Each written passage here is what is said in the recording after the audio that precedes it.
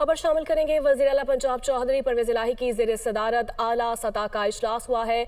Norway's company के नुमाइंदों waste to energy project पर तफसीली ब्रीफिंग दी गई है। लाहौर में 40 मिलियन टन सॉलिड वेस्ट मौजूद है। इसी पर मजीद बात कर लेते हैं लियाकत अंसारी से। जी लियाकत, अहवाल बताइएगा इस इजलास का।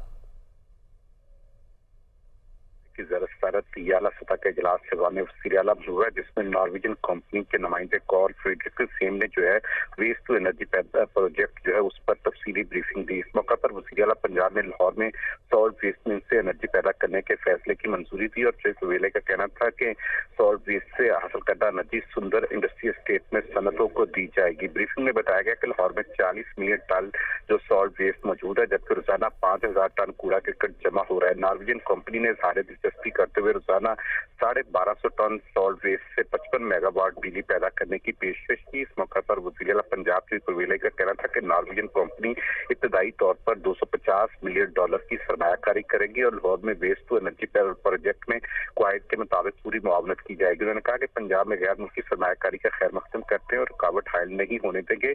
नॉर्वे, जर्मनी और दीगर ममालिक से आने वाले सरमायाकारों की मुआवनत के लिए तैयार हैं। बहुत शुक्रिया आपका।